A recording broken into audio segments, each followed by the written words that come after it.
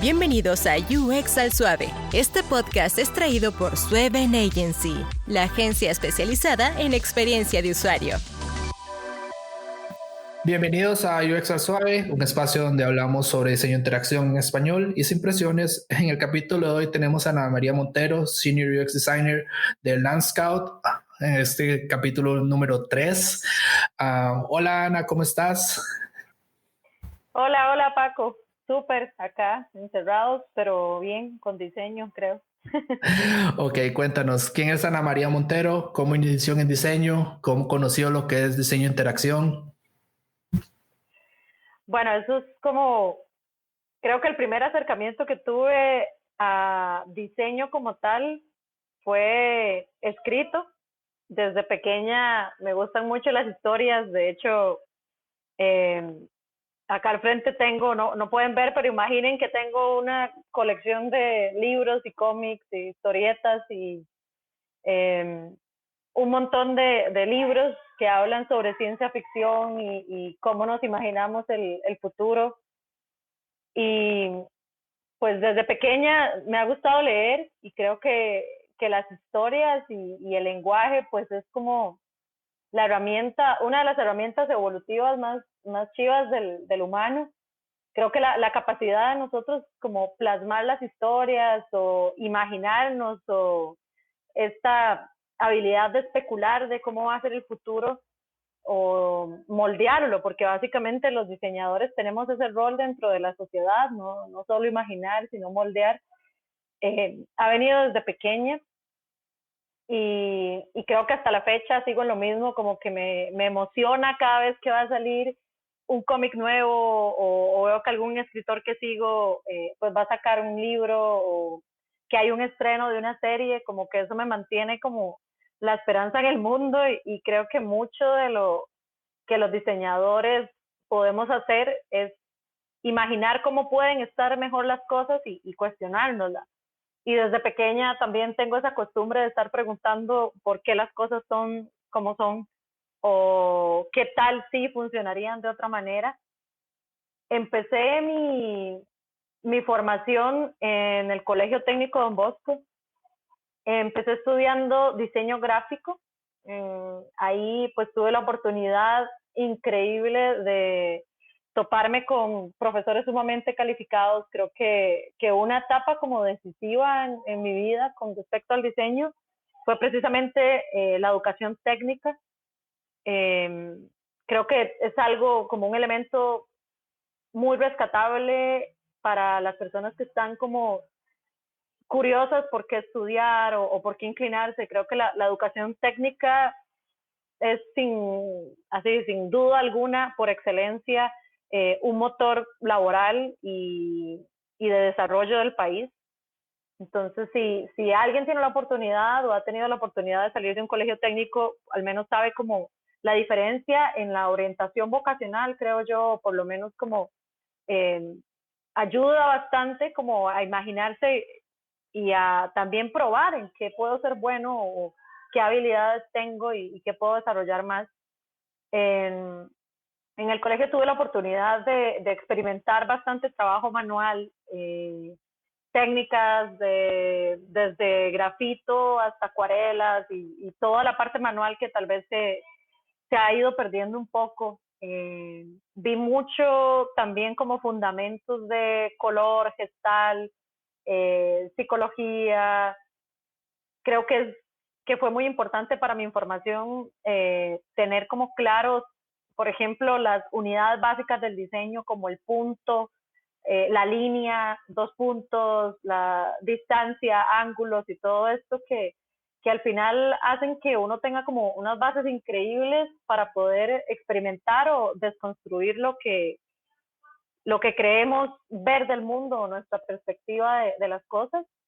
Después del colegio tuve la oportunidad de hacer la práctica profesional en Adventa, ahora es Accenture, pero ahí me quedé como por 2 años haciendo la práctica profesional y paralelo empecé a estudiar diseño publicitario en la Universidad Hispanoamericana. A partir de ahí empecé a llevar cursos en línea, mucho orientado a la parte de programación.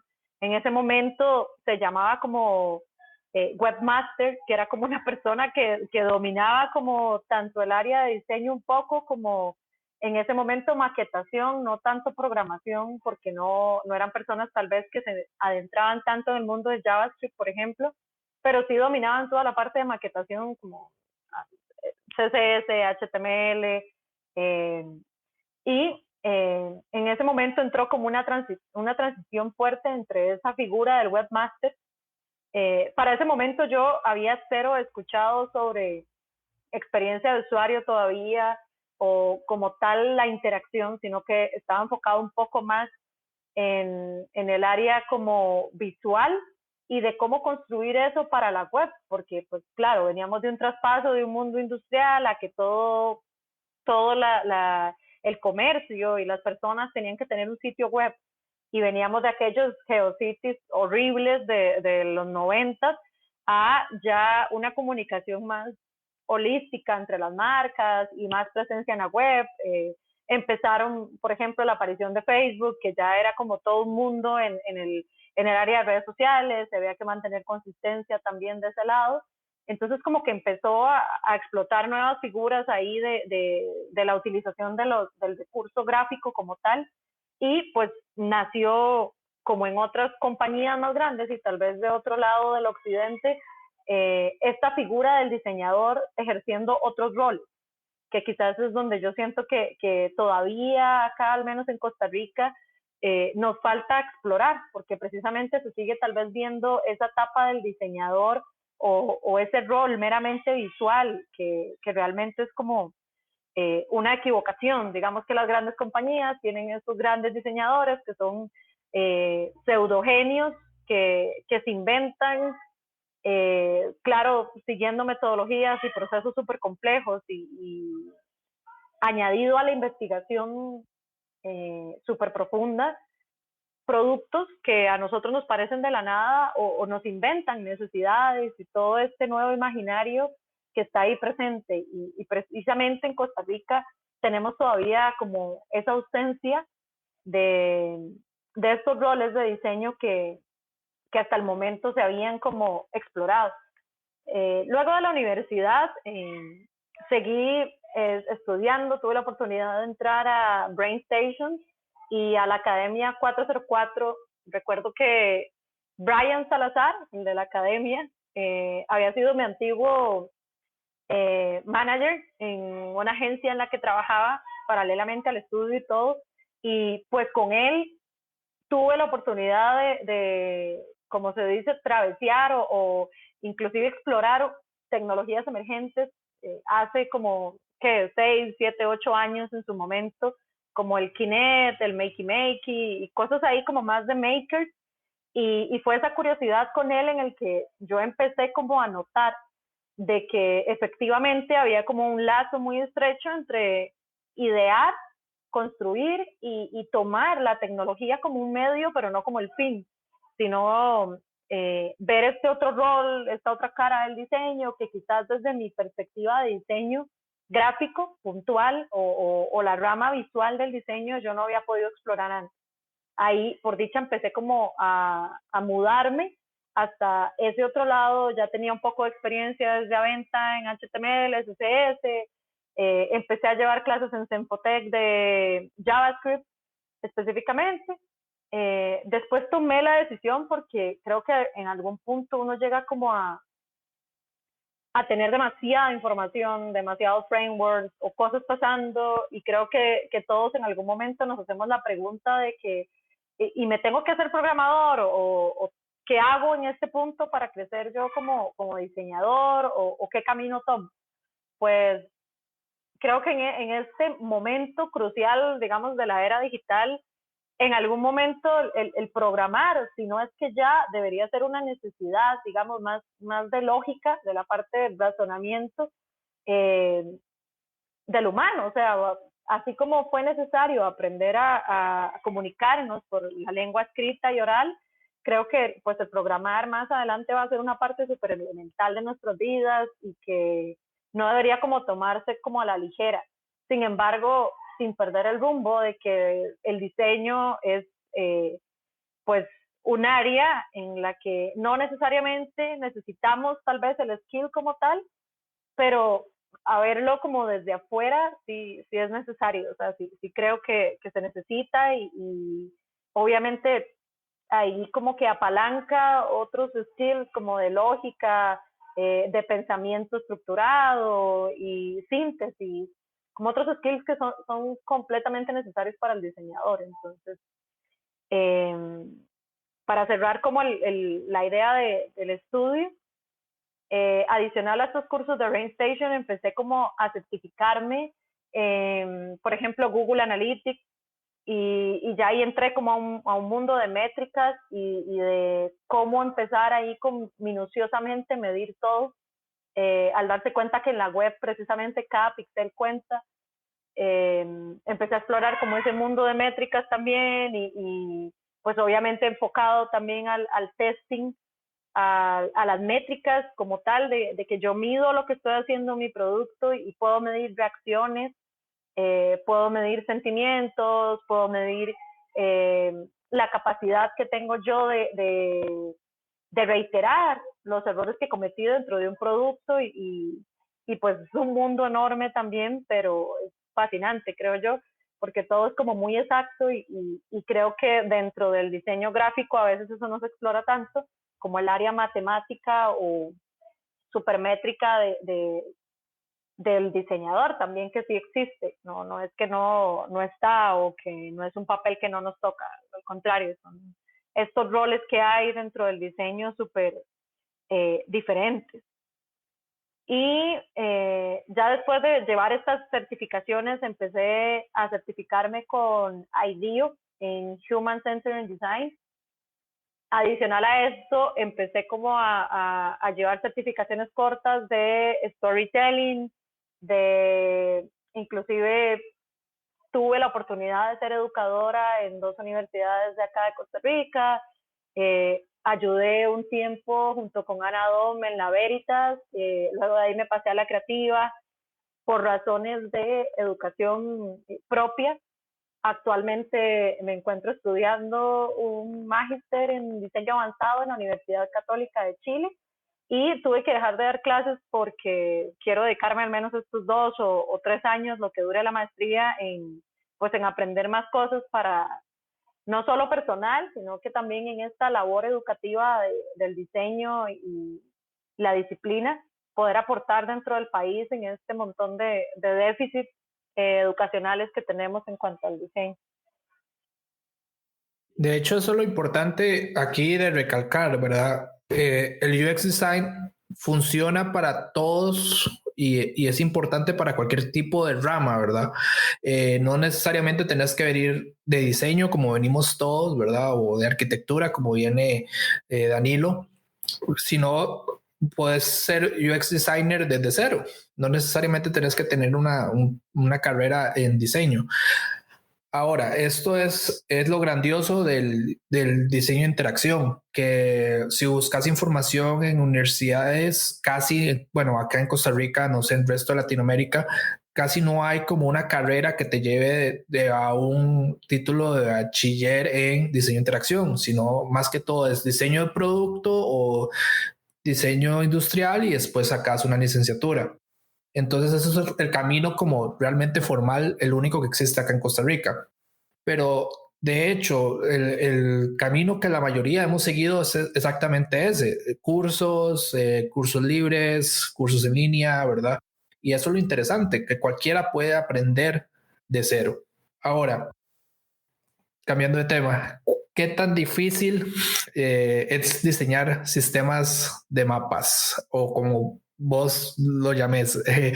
Ahí más o menos estuve viendo en lo que trabajas actualmente. Me parece súper interesante cómo se aplican esos sistemas al diseño de interacción o cómo se mejora la calidad de las personas mediante estudios de UX, por ejemplo, a esos sistemas que vos diseñas? ¿Puedes contarnos un poco? Yo sé que puede ser ahí una información ahí confidencial, pero No, para nada. puedes contarnos como así como por encima, si querés, para que la gente vea que también se aplica no solamente de aplicaciones, sitio web, e-commerce, sino se aplica a cosas que cambian la vida de las personas. Claro, yo, de hecho, bueno, estos días dentro de la universidad he estado aprendiendo un poco más sobre estas órdenes del diseño, así como los Jedi que tienen sus órdenes. He aprendido bastante como que dentro del diseño existen como 4 áreas o 4 órdenes, que es como, bueno, según este señor, se llama Richard Buchanan, y él dice que está como primero la gráfica, o sea, la orden gráfica, que es como toda la parte de símbolos, de toda la parte de print, de señales. Luego viene ya la capa más grande, que es como la industrial, que ya es el diseño de productos como tal. Otra capa que empaña ya la interacción, que es como servicios, experiencias, interfaces, la información como tal. Y luego la más grande que empaña todas es la de sistemas, que esta es la que como que permea los negocios, organizaciones, inclusive la educación o los sistemas de gobierno. Y dentro de mi rol, dentro de esta compañía, se llama Landscout. Dentro de la geografía está toda esta área digital, que precisamente el objetivo es llevar toda tarea que ellos hacían como manual o en papel, es digitalizarla y ver cómo todas las tareas cartográficas y de análisis, inclusive demográfico y análisis de la locación, de qué significa un pedazo como de tierra y qué hay ahí, qué historia hay detrás, habitantes, el entorno, actividades socioeconómicas que giran en torno como a esa locación.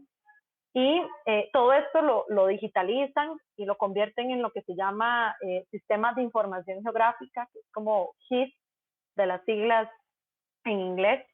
Y pues dentro de esto es como súper denso, porque al empezar a trabajar con ellos yo me di cuenta que pues obviamente como que cada disciplina o cada industria pues ve muy diferente el mundo, pero con ellos reaprender, porque sinceramente es como lo que hice, reaprender a interpretar cómo vemos o cómo nosotros evaluamos la vida humana con el eje central de el lugar en el que habitan.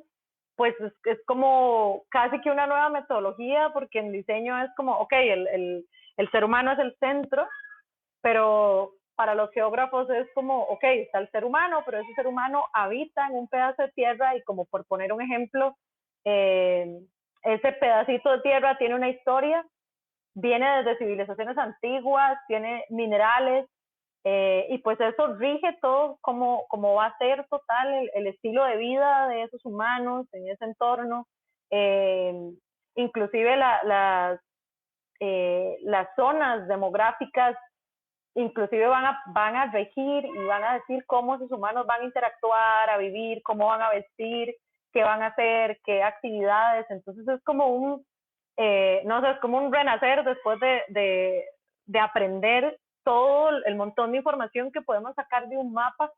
Y creo que es increíble. Digamos que después de ahí yo me empecé a comprar un montón de libros de cartografía y todo, porque precisamente involucra estas 4 órdenes del diseño. Y creo que cualquier producto o servicio que nosotros vayamos a tocar en alguna de las aristas pega con, obviamente, con la orden gráfica o con la orden industrial o con la orden de diseño de interacción. Y pues por supuesto pega o corresponde o se asocia a algún sistema, ya sea social o de educación o algún gobierno. Entonces como que tenemos que aprender que el diseñador tiene que tener esos roles, y dentro de lo que esté haciendo, puede que de una medida a otra en algún momento estemos porcentualmente metidos en un rol y después en otro, y ahí va cambiando inclusive de producto a producto, ni tan siquiera es como para la compañía que trabajamos. Y con ellos, pues ha sido súper interesante porque me he dado cuenta que la cartografía es, por ejemplo, en excelencia, ellos utilizan todo el lenguaje de signos y es como súper estructurado y rígido, o sea, una línea recta puede significar un montón de cosas y, o sea, puede como cambiar totalmente la lectura de un mapa, inclusive milímetros, así como que yo tire de más o haga algo que no está bien, ya puede cambiar totalmente la lectura, el análisis y pues obviamente las implicaciones de población y de información y datos que van dentro de ese mapa.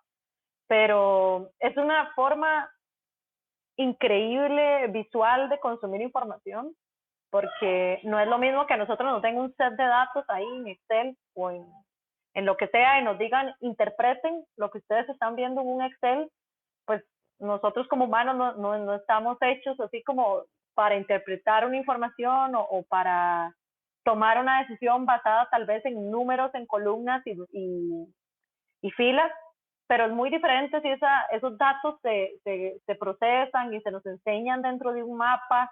Es más fácil hacer asociaciones o ver patrones, encontrar anomalías, algo que está pasando, y entran en juego la representación de colores, formas, y pues atrás todo el análisis de datos, y al final estoy contando una historia, estoy atacando un problema, entonces como que se unen, todas estas órdenes del diseño se unen para que yo pueda como mediante un mapa puntualizar un problema, por ejemplo, como no sé, por ejemplo, cómo vamos a repoblar el Amazonas luego de toda la cuestión esta de los incendios. Y vamos a hacer un mapa que va a hacer una proyección de eso en los siguientes 3 años.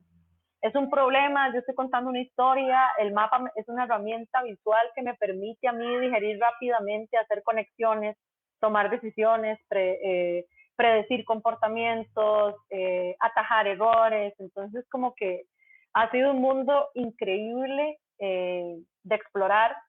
Me he dado cuenta de cosas así como súper curiosas, como por ejemplo con los mapas, cosas que ni sabía, por ejemplo, de las divisiones continentales, miles de curiosidades que creo que total eso es como la gasolina del diseñador, es estar curioso siempre y pues estarse preguntando por qué inclusive un mapa funciona así, o si el mapa mundi es totalmente certero, y mucho de eso pues lo agradezco a la posición que tengo ahora en un mundo en el que no había tenido la oportunidad de tal vez indagar tanto, que es como la geografía y cartografía y todo esto por detrás.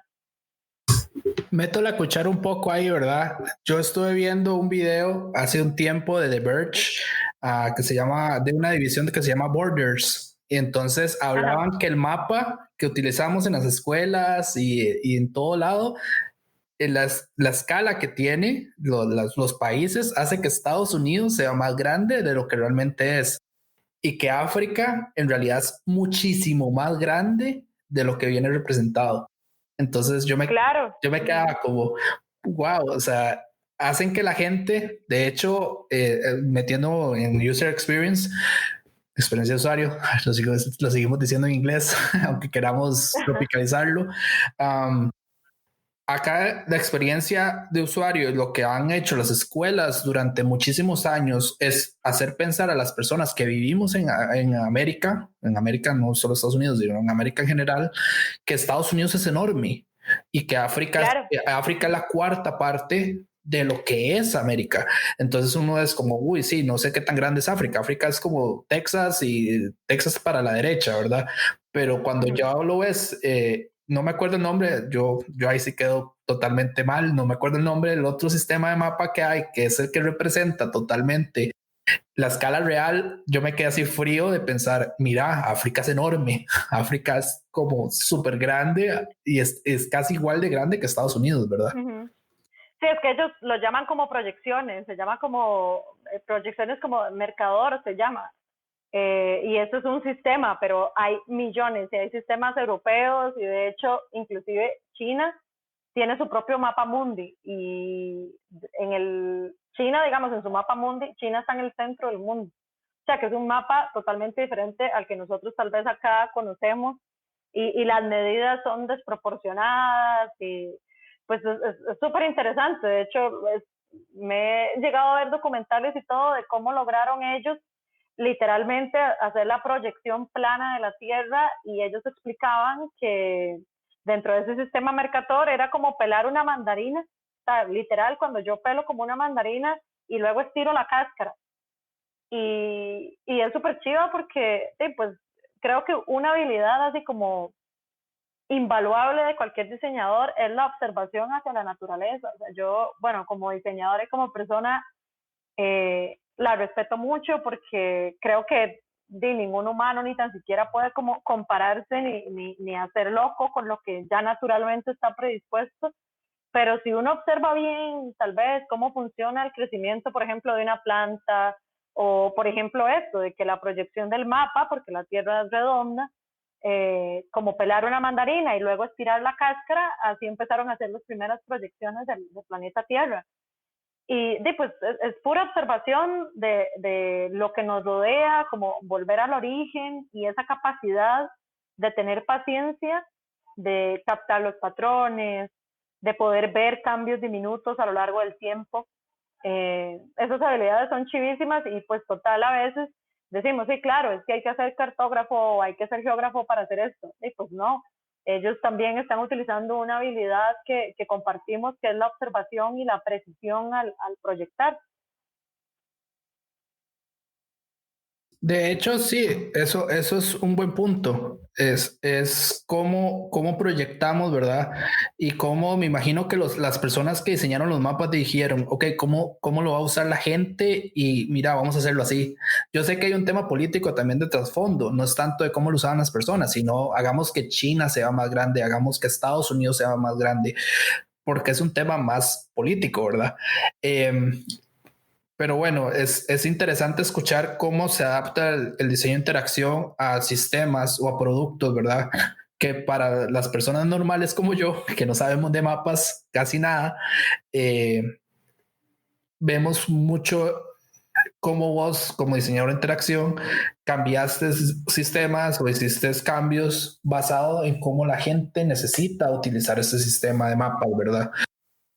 Ahora, ¿qué tan difícil es? Yo sé que vos tenés experiencia no solo en Costa Rica, sino con transnacionales. ¿Qué tan diferentes son los procesos de diseño de interacción en empresas acá versus empresas en Estados Unidos? ¿O cuánto nos falta a nosotros acá en Costa Rica o Latinoamérica para llegar a ese nivel? Digamos, decir, ok, ¿cuánto, qué es, hacia dónde tenemos que llegar? Digamos, ocupas hablar inglés, digamos, una persona que sea un UX designer para trabajar en una transnacional, por fuerza tiene que hablar inglés, ¿verdad? Pero digamos, ¿cuánto en el nivel del proceso que nosotros hacemos en Costa Rica nos falta para llegar a decir, ok, sí, mira, esto es la cantidad de pasos o esto es lo que nos falta para llegar a ese nivel, ¿verdad? Claro, yo, o sea, creo que voy a tener como una opinión muy optimista y pesimista al mismo tiempo, porque a mí me parece lamentable, o sea, no es porque yo idolatre los profesionales de acá, pero creo que en talento como tal, como en diseñadores y ingenieros y cada persona en su rama, Costa Rica tiene talento, o sea, increíble. Yo conozco personas súper profesionales. Lo que pasa acá es que tenemos, así como tenemos gran porcentaje de talento y personas súper capaces, inteligentes y genios, así de grande es la fuga de talento que tenemos. En casi que todas las industrias pasa eso. Muchas personas acá como que son súper buenas y precisamente por lo buenas que son terminan exportando el talento y pues y me incluyo porque yo vivo acá y todo, pero no trabajo para ninguna empresa de acá. Y pasa también que muchas personas buenas se terminan yendo del país y es el caso como el caso como máster la mayoría de personas buenas que yo conozco se terminan yendo así. Creo que en educación sí hay que hacer como ajustes, como en todo. Uno de esos grandes ajustes es precisamente en el lado como de diseño, dejar de pensar o asumir que el diseño es esta parte visual, que creo que eso es un problema muy recurrente. Pensar en el diseño como estas órdenes más allá de lo gráfico, sino como lo industrial, la interacción, sistemas, el diseño como una ingeniería, como tal. Eso es como uno de los primeros pasos. Otro paso es dejar de acá de Costa Rica estar hablando como de introducción al diseño, introducción a UX. ¿Por qué? Porque creo que inclusive para tener un nivel competitivo tenemos ya que inclusive tener otras conversaciones, por ejemplo, economía circular, diseño y diseño especulativo, diseño de tecnologías emergentes, diseño y realidad virtual, diseño para la discapacidad. Ok, digamos como que tener todas esas conversaciones y ya dar ese paso que no nos sirve estar en esto de introducción o taller de design thinking, o todo, o sea, ya eso es materia vista y creo que inclusive ya como profesionales deberíamos dejar de hablar de esas cosas y introducir más bien con miradas al futuro y por qué no adelantarnos inclusive a lo que viene, porque aquí hay gente súper capaz que puede hacer eso. En educación y en general, como las compañías, creo que carecen totalmente de este conocimiento del diseño en otras áreas, o del diseño realmente lo que significa y lo que es. Y pasa también que creo que hay como una distancia enorme entre industrias, como que realmente no sé por qué razón no pueden como ver estas relaciones que hay, por ejemplo, entre el diseño y dispositivos médicos, entre el diseño y, por ejemplo, química, entre el diseño y tecnología de productos, que acá en Costa Rica tenemos un montón de laboratorios y personas increíbles en química, en biología y un montón de áreas más, pero como que cuesta ver o inclusive habilitar estos espacios en que estas relaciones multiindustria o total ese trabajo multidisciplinar se dé, porque inclusive pasa, por ejemplo, en la industria de la música. Yo soy súper fan y una de mis actividades favoritas era estar yendo a festivales internacionales o nacionales y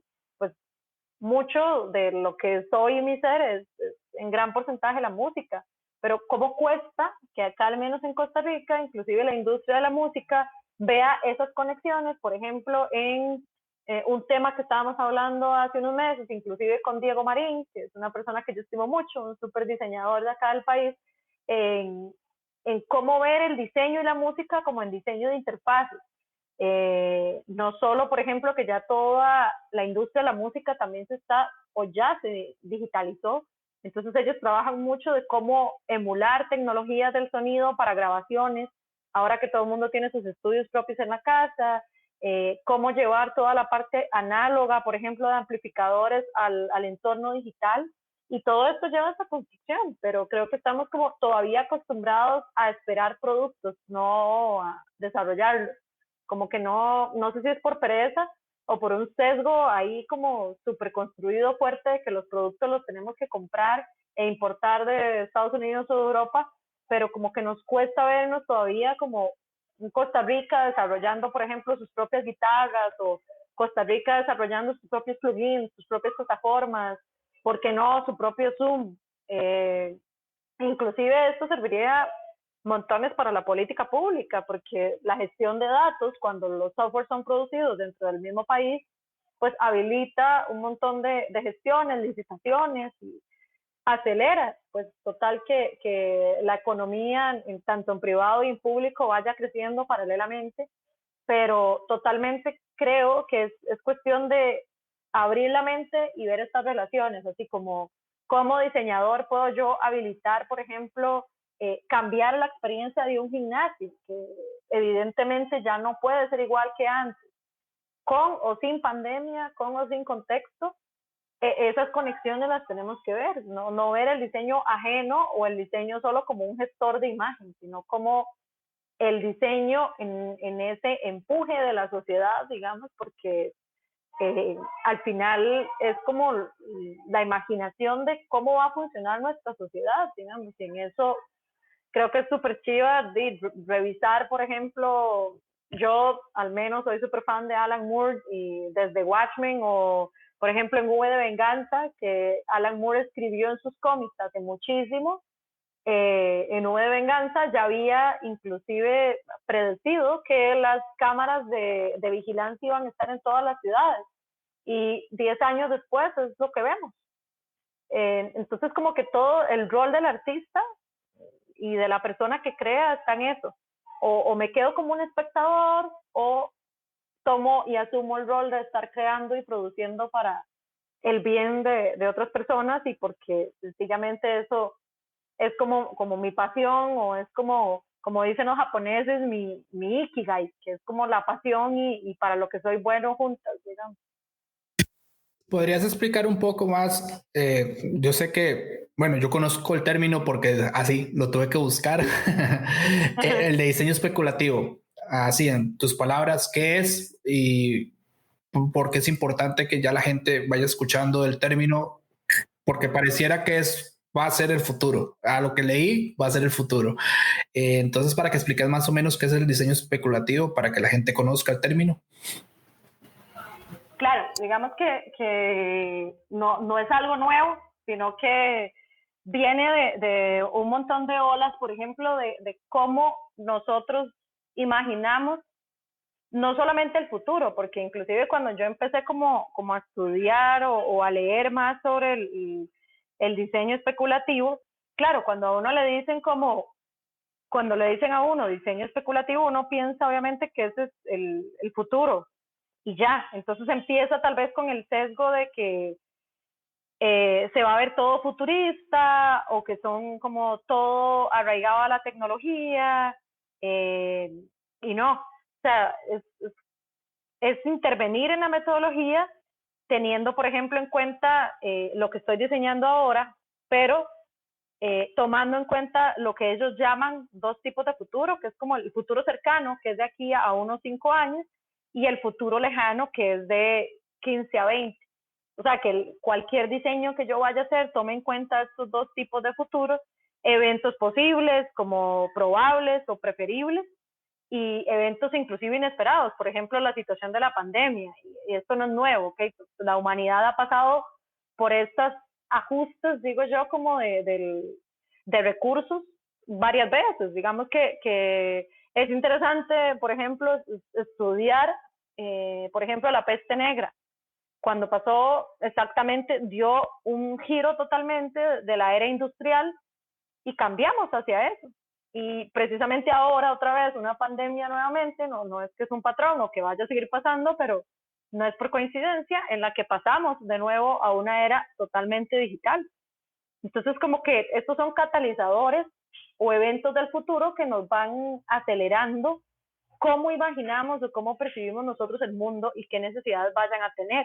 No necesariamente tiene que ser mega tecnológico, ni verse ahí como cyberpunk, que normalmente es como lo imaginamos, sino tener en cuenta esto. Por ejemplo, un caso puntual, las carreteras del país. Cuando yo diseño, teniendo en cuenta el diseño especulativo, estos dos tipos de futuros,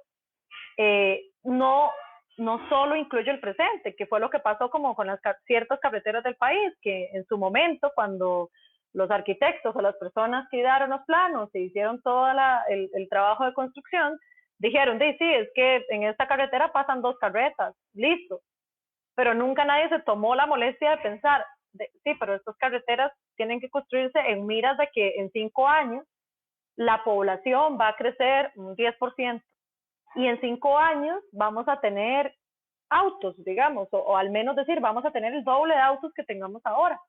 Pero eso solo se hace como ir a revisar los datos del pasado, los del presente, y hacerse preguntas hacia el futuro, así como qué va a pasar, y si las personas ya no andan en carro, pero andan, no sé, como ahora todo el mundo va a usar drones, por ejemplo, ¿cómo va a ser de aquí a 2 años? Y me empiezo a hacer esas preguntas que total son supuestos, ¿okay? No llegan a ser como una hipótesis comprobada, pero al menos me siembra a mí la duda y no cometo errores de construir carreteras para carretas, porque no son autopistas ni nada, siguen siendo carreteras, de la palabra carretas. Es decir, nunca nadie se tomó la molestia de decir, aquí van a pasar 6 carros dentro de 5 años, o dentro de 10 años, ¿qué va a pasar? No es para imaginarnos así como pura tecnología y cosas táctiles así, puro, no sé, odisea, sino más bien es como qué eventos pueden pasar que definitivamente los datos nos pueden demostrar que este comportamiento va a crecer o que nos va a dar pistas de errores que no debemos cometer, porque eventualmente ese diseño tiene que ser sostenible y más bien transmutar en el tiempo, y ahí es más bien donde se pega esta idea de especular hacia el futuro, con inclusive toda esta vanguardia o tendencia, si se quiere llamar así, del diseño circular, en donde más bien tengo que tener un producto que pase toda la fase, por ejemplo, de reciclarse, que ese producto más bien entre en un círculo, por eso se llama así, o sea, como que se recicle y el mismo no sea una economía en la que yo esté botando, por ejemplo, una computadora y ya la computadora se me dañó y yo no sé qué hacer con la computadora, sino que más bien en esto ya tenemos pistas. Por ejemplo, Apple con sus programas de que yo devuelvo la computadora mala para que ellos hagan como toda la gestión de la materia, como el cobre y todo, y vean a ver cómo lo resuelven ellos. Por ejemplo, de North Face, la marca esta como de outdoors, inclusive creo que Patagonia es un ejemplo heavy de economía circular. Ellos lo usan montones y es como en esta idea de que la jacket que usted compre o la ropa de Patagonia que esté usando la va a poder usar toda su vida. Y de hecho, si el zipper o alguna parte de la jacket se daña, usted tiene el derecho de ir a cualquier tienda, ellos se lo arreglan, porque la idea es que no que usted consuma más, sino que tenga una lealtad con la experiencia y que tenga en cuenta este montón de factores, digamos, del mundo, de cómo está el mundo actualmente, de qué le tengo que yo revertir al futuro, toda la parte ecológica, de reciclaje y todo esto. Entonces, como que dentro de estos diseños de cómo va a lucir el futuro, tenemos que tener en cuenta, pues obvio, las tendencias de que las personas están cuidando más, por ejemplo, tendencias en la comida, en el consumo, los carros, todo esto para poder llegar a un diseño pues bien hecho y no solo decir, hice esto porque se me ocurrió ya y después no es sostenible o la idea más bien no puede como autosanarse en el futuro según el contexto que venga o los problemas del futuro. De hecho, voy a utilizar aquí mi ejemplo, el ejemplo que nos encanta usar en UX al suave, el sistema TO del Ministerio de Hacienda. Si ellos hubieran pensado en un sistema que fuera con lo que acabas de explicar vos, ellos hubieran pensado en que ese mismo sistema que acaban de pagar $8 millones, porque eso fue lo que costó, tiene que pasar las pruebas y tiene que pasar todos los años que el sistema exista, por así decirlo. El sistema debería funcionar con una Mac nueva, porque no sabemos si la población, ¿verdad? Un sistema tan grande para tanta población, sale una Mac nueva, y ellos tienen que haber pensado en que, bueno, entonces, si va a salir una Mac nueva, entonces nosotros deberíamos soportar Safari, por ejemplo.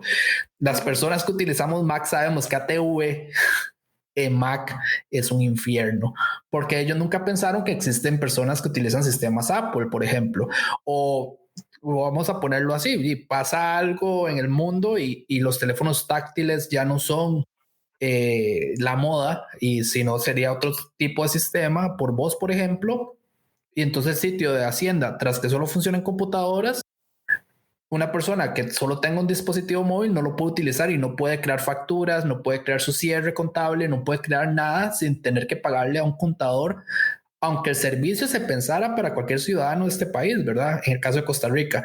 Entonces, eso es lo que yo creo que también aplica, porque digamos, aquí tu ejemplo es más para customer experience, ¿verdad? Para productos físicos, pero aquí tu ejemplo también se aplica muchísimo para este tipo de sistemas y cómo los gobiernos deberían de pensar en diseño a prueba del futuro, por así decirlo también.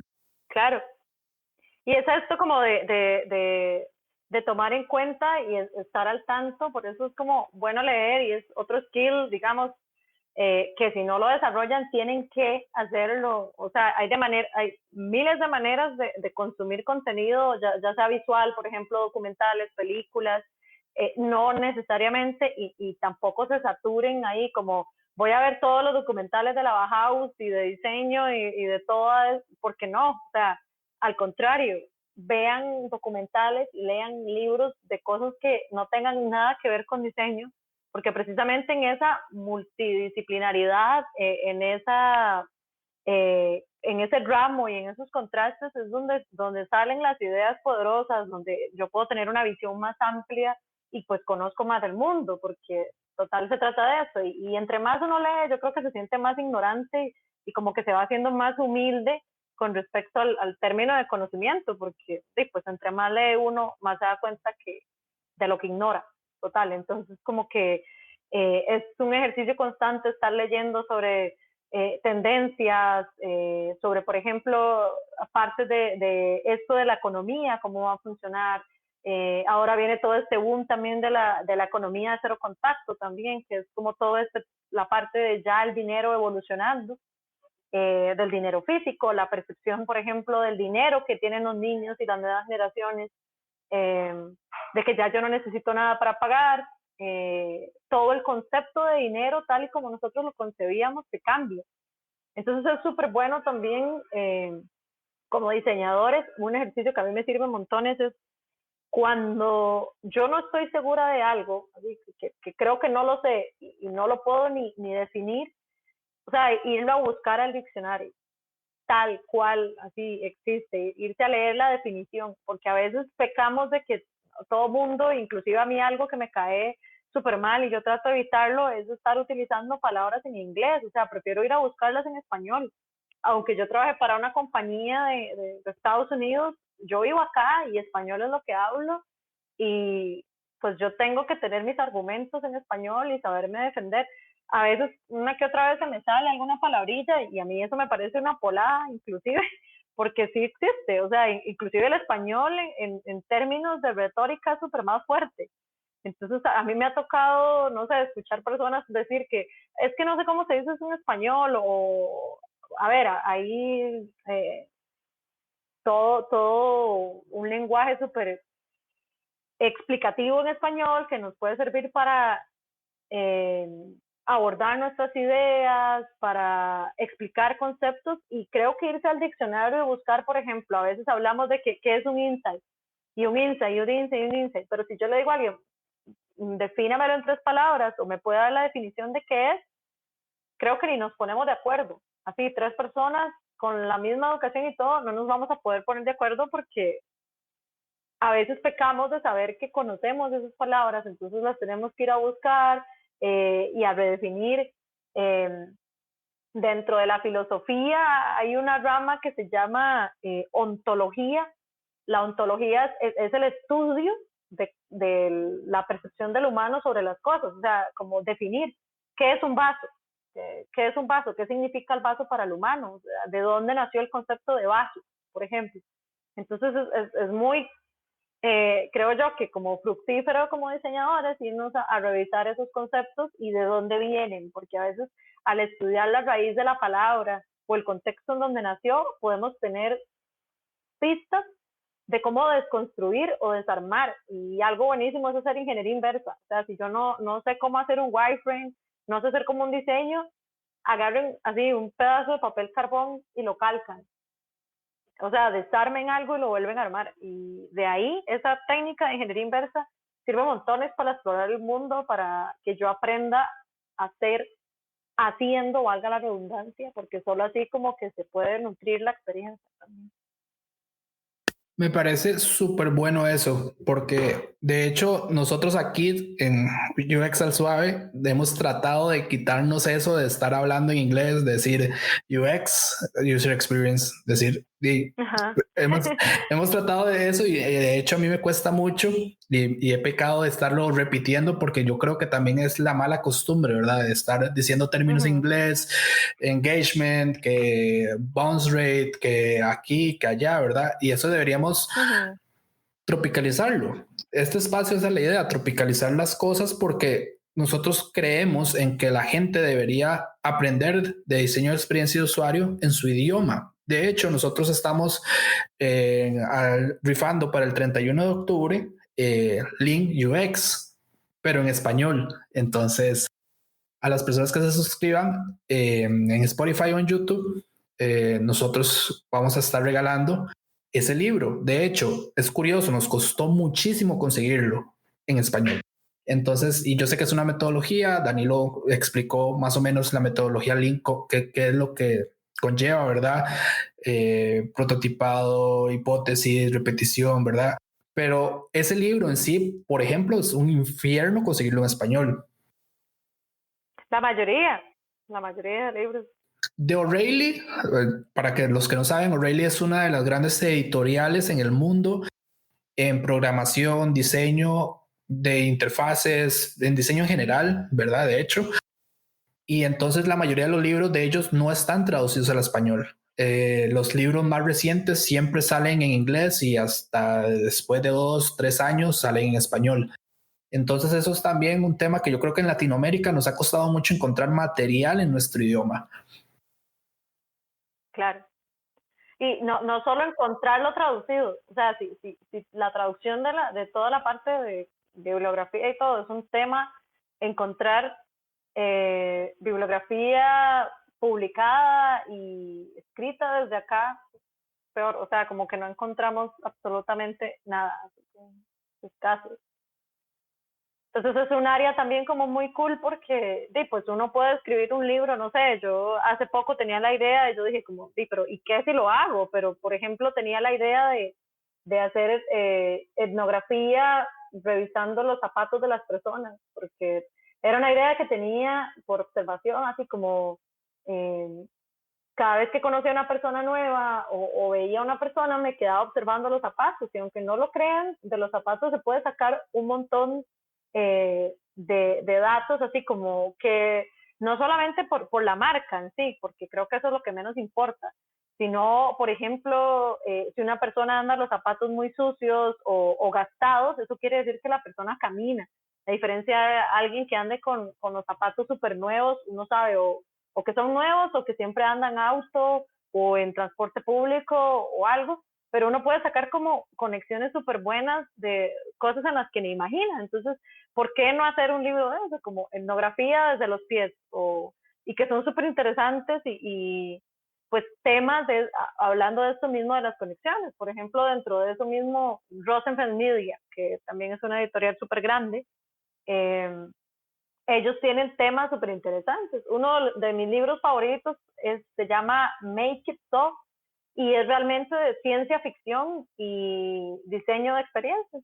Y ellos lo que hacen es revisar todas las interfaces en todas las películas de ciencia ficción y sacan como pistas de qué tecnología es actualmente, hace cuántos años lo sacaron, qué percentiles usaron, por ejemplo, tamaños, no sé, creo que como a la mitad del libro hay un análisis súper interesante como del casco de Darth Vader y era como cuánto medía, las dimensiones, cómo se hizo, cómo hicieron para llegar al concepto, qué inspiración utilizaron. Entonces, realmente también es como una invitación para que piensen en eso, o sea, no solo consumir cosas de afuera, sino por qué no podemos tener personas que hagan un libro acá, una editorial, o sea, como eso mismo, esa invitación que decía de ver otras conexiones con otras industrias y que se empiece, ojalá en algún momento, a generar material desde acá y no solo seamos unos espectadores desde Centroamérica. Sí, me parece súper genial tu idea. De hecho, nosotros deberíamos ya ir como avanzando, avanzando en mejores procesos Claro. y en mejores tendencias, ¿verdad? Costa Rica tiene, bueno, hablo por Costa Rica porque estamos desde Costa Rica, pero el capital humano que tenemos acá es muy bueno para empezar a crear cosas made in Costa Rica, por ejemplo. Ahora, a todos acá les he preguntado lo mismo. A ver, cuéntanos, ¿cuál es tu proceso desde cero? Vos tenés que diseñar un app, por ejemplo, o un website, o te dicen, mira, ocupamos que nos ayudes y nos des la mano con un nuevo producto que vamos a lanzar al mercado, pero no tenemos ni el diseño, no tenemos requerimientos, no tenemos nada. A ver, cuéntanos, ¿cuál sería tu proceso de cero?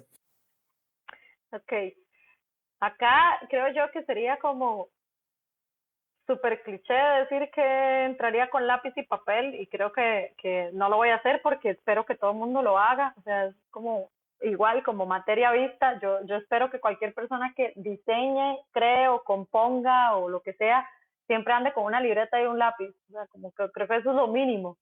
Eh, Cuando escucho normalmente como los objetivos del proyecto o a qué quieren llegar, aunque no lo crean, normalmente lo que hago es como asociarlo primero a alguna peli o algún libro o algún cómic o algo que yo haya visto. O, por ejemplo, yo soy súper fan de los juegos de mesa y me compro, aquí de hecho los estoy viendo también delante mío como los libros y cada vez que tengo la oportunidad de viajar o algo así, siempre me llevo un montón de maletas en blanco para traérmelas con puros juegos de mesa porque evidentemente aquí son carísimos también. Y, y trato como de llevar esa misma estrategia o cómo está construido el juego de mesa o el libro o el cómic, la historia o la película y llevarla hacia esa solución o esa idea que presentó, digamos, que la persona interesada en arreglar un problema. Acá hace unos 3 años yo empecé a leer bastante sobre el método científico, así de sencillo como se acuerdan en el colegio o en la escuela, inclusive creo que todos en la escuela pasamos como por estas ferias científicas, no creo que nadie, perdón, haya pasado como por eso de vamos a presentar ahí. Y el método científico como que es, es sencillo, pero es una manera de estructurar, llegar de un lado, de un punto A a un punto B, que es totalmente lo que tenemos que hacer nosotros. Y aquí hay un montón de metodologías y cosas para abrumarnos, por ejemplo, la del doble diamante, toda la de los núcleos del diseño, o sea, hay de todo. De hecho, nosotros podemos buscar como procesos y van a salir un montón de cosas en Google y para abrumarnos. Pero yo empecé con esta necesidad de que tengo gran admiración a todos los profesionales científicos y todo el área científica.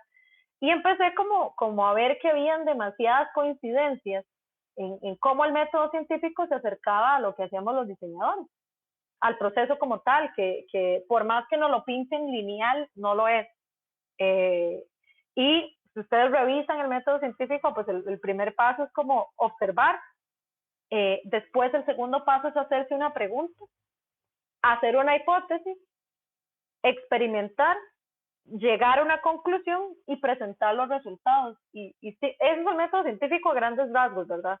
Dentro del método científico, por ejemplo, para presentar un paper ya formal, pues hay un montón de cosas de por medio, el marco metodológico, el marco teórico, el estado de la cuestión y un montón de cosas más que precisamente yo he estado trabajando en hacer un framework en español, un marco de trabajo, no un framework, para que los diseñadores tengamos una noción del método científico aplicado a diseño, que total es lo que hacemos. Después de eso empecé como a investigar, me di cuenta que uno de los creadores del design thinking y de toda esta ola, este señor, inclusive es el presidente de IDEO, de la compañía, y pues nada más y nada menos, él estudiaba en Stanford y tuvo la dicha como de pasar por las dos carreras, como por artes, como por ciencias.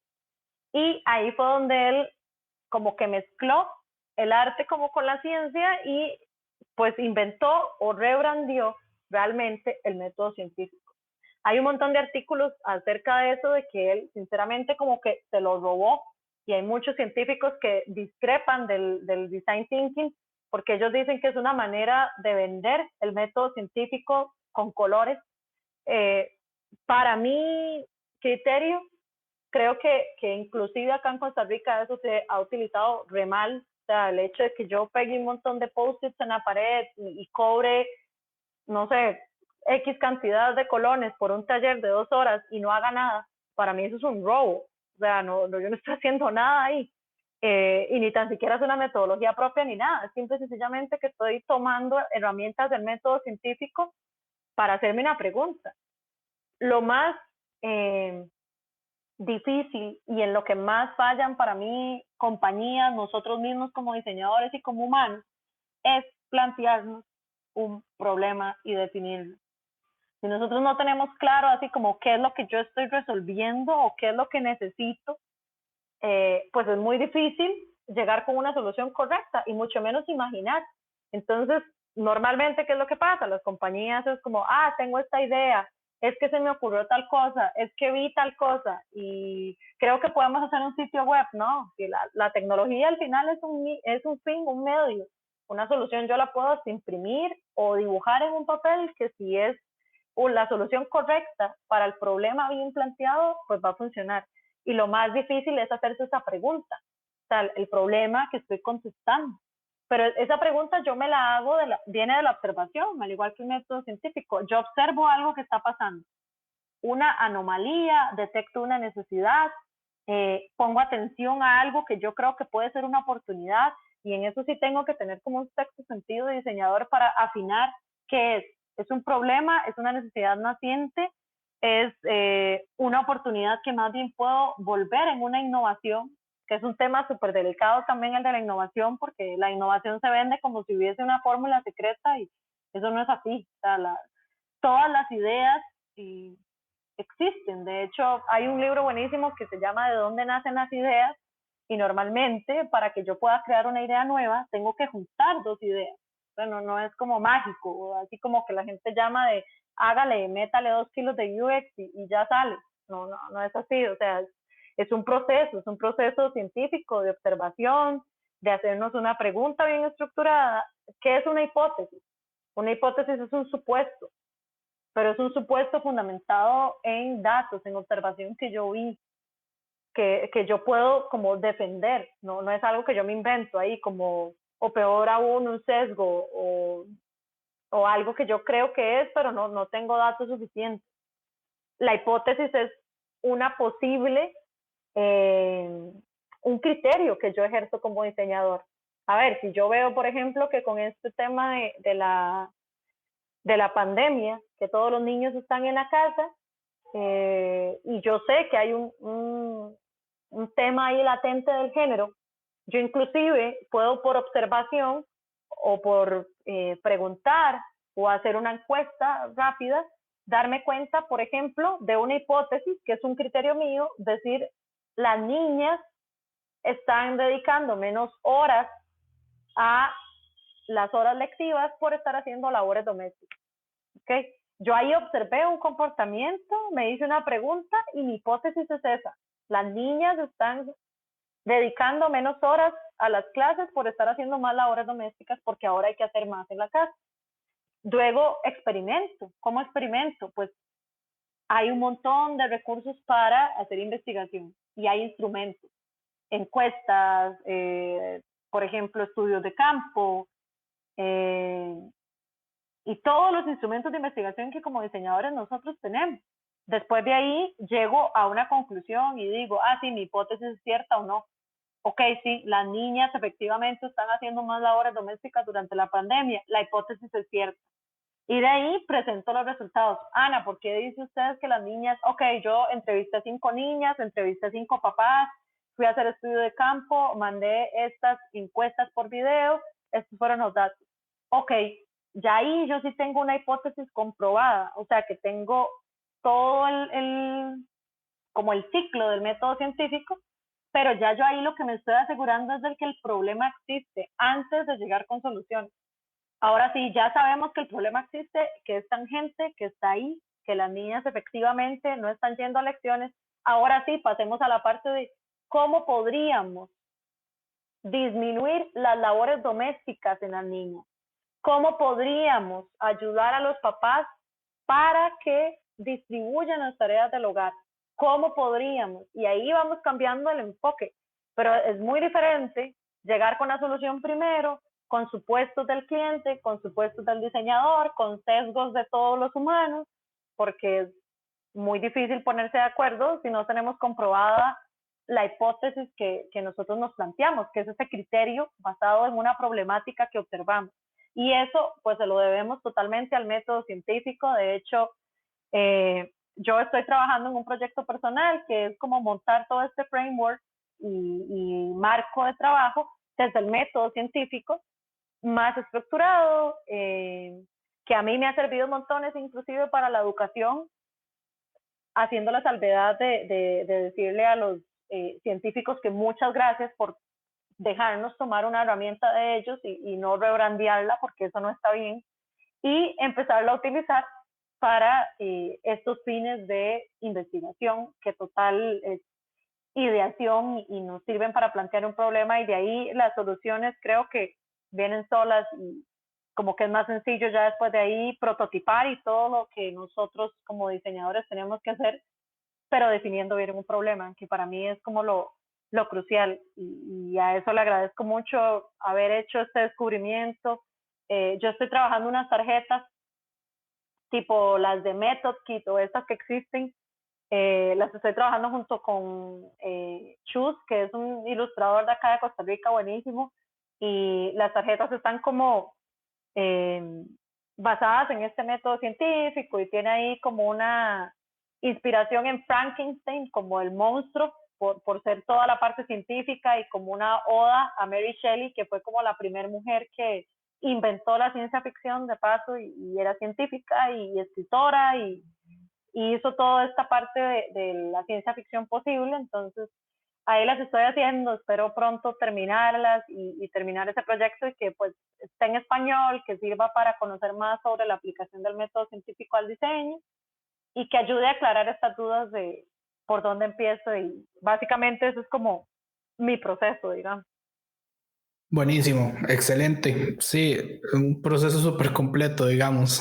Y así la gente se da cuenta que todos ustedes, los que han llegado aquí a UX al Suave, tienen diferentes procesos para que vean que no, ni lo que le funciona a Ana no me funciona a mí, o yo lo hago diferente, o lo hace diferente Danilo, lo hace diferente Lucía. Todos tenemos diferentes procesos y son los procesos que nos han funcionado durante el tiempo. No existe una receta mágica en esto. Y eso hay que estar claro, ¿verdad? Dependiendo de los objetivos y de más o menos de lo que necesitemos hacer y lo que durante el tiempo sigamos haciendo, es la receta que cada uno de nosotros tenemos, ¿verdad? Ahora, para ir cerrando, tu peor error, el error que vos digas, uy, me arrepiento, yo si hubiera sabido cómo hacer esto, lo hubiera hecho diferente, estaba comenzando, ahora lo veo y digo, demonios, yo hice esto tan feo, ¿no? ¿Cuál es tu peor error? Así que vos digas, vuelvo a mirar, quito la cara, apenas lo veo, así cuéntanos. Y creo que así como materializado, si tuviese que hablar de algo como un entregable que hice así como fatal, creo que mis primeros wireframes eran una estupidez, así, perdón la palabra, pero obviamente yo venía de un background muy gráfico, en el que yo tenía esta mala costumbre y este error de que según yo todo entraba por los ojos, que sí es cierto en buena medida, pero ya para medir como usabilidad y para medir si alguien se siente cómodo utilizando un producto o un servicio, pues los recursos visuales se quedan un poco cortos, porque total es de si está cumpliendo la tarea o no. Y hacía y cometía el error de hacer wireframes de colores, así como de las marcas. Entonces, recuerdo que una vez, y uno de Saba, así, que era como fucsia y obviamente según yo para seguir como los colores de Saba y total ni hacía nada, era como súper visual, o sea, como que ni decía nada del wireframe, eran como mis primeros wireframes, pero súper llenos de colores y una tontera ahí, un montón de tiempo perdido en cómo se veía y mucho menos en la funcionalidad. Después de eso, por dicha, ya como que entré en razón y yo me hice como unas cajitas humildes y tranquilas ahí, como serenas, con puro texto y gris, utilizando tal cual la escala de gris para jerarquías y todo. Pero sí, esto fue como fatal y me da risa. De hecho, lo veo como con compasión ahora. Y pues obviamente nadie llega a ser maestro sin pasar por esos errores. Y es chiva, o sea, como es, creo que lo más como nutriente como diseñador es ver que día con día encontramos errores en lo que hicimos ayer, inclusive unas horas. A mí me pasa que me levanto de la compu y digo, uy, qué tontera hice. Pero es bueno que más bien a cierto punto nos afinamos tanto la vista y todo que podemos notar esas cosas y ver que lo que hicimos ayer yo lo pude haber mejorado y es un súper ejercicio, como fijarse en el mismo portafolio de uno, en algo que uno hizo hace 2 semanas, porque siempre le vamos a encontrar algo que mejorar. O sea, nosotros, inclusive los humanos y el planeta en sí, estamos en constante cambio. O sea, es imposible no encontrarnos una falla o algo que mejorar o algo que ajustar ahí. Siempre lo vamos a tener. O sea, y más bien es bueno como presentárselo a otras personas para que lo destruyan, así como que lo hagan como, para eso es el diseño, como para desconstruir y destruir y mejorar. Qué buena respuesta me acabas de dar. Eso sí es cierto. Un buen diseñador debería ver como su mejoría día con día. Para los que más o menos se preguntan y están iniciando en el UX design, de nuevo lo dije en inglés, en la experiencia de usuario, es la costumbre. En la experiencia de usuario es importante lo que acaba de decir Ana aquí. Los wireframes, eso es como un consejo, nunca deberían de llevar colores o deberían llevar los mínimos posibles, porque si no sesgamos la funcionalidad contra el diseño. La gente va a decir, mira, es bonito, mira qué bonito se ve. Puede que sus clientes o la persona encargada del proyecto que ustedes están llevando piense, mira, qué bonito, qué buen diseño, pero ustedes están sesgando la funcionalidad sobre encima del diseño, por así decirlo, porque la persona ve el diseño primero y va a decir, mira, qué lindo diseño, pero nunca vio si es funcional o no, o cumple los objetivos que ustedes trazaron en esa propuesta que hicieron basados en sus hipótesis, ¿verdad? Claro. Y eso es lo que lo hace importante que los wireframes en sí sean a escala de grises. Pues bueno. Tal cual. Gracias, Ana, por estar aquí con nosotros hoy. Un gusto, un placer. Espero tenerte aquí de nuevo, pero esta vez vamos a hacer un tema así como que la gente quiera hablar, así más específico. Ya mucha gente ya supo tu trayectoria y de cómo has llegado a ser una UX designer.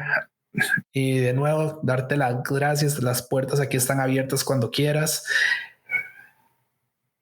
Súper, muchísimas gracias. Más bien podemos hacer como un mini 5 minutos de cine del terror y diseño de experiencia, como que tiene que ver para ahora que estamos en octubre y así.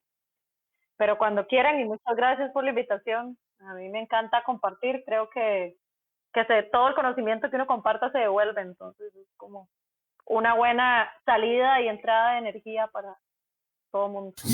De hecho, genial eso, genial y genial los conceptos que todos hemos aprendido hoy. Para recordar, estamos rifando, como le dije anteriormente, Lean UX en español. Para participar tienen que suscribirse al canal de Spotify y al canal de YouTube. La rifa será el 31 de octubre a las 5 de la tarde, hora de Costa Rica. Cualquier persona de cualquier país puede participar. Lo enviamos por correo de Costa Rica internacionalmente. Entonces están invitados para participar. Mi nombre es Francisco Bravo. Fui el anfitrión de hoy. Muchísimas gracias por estar hoy con nosotros y que tengan un excelente día. Chao.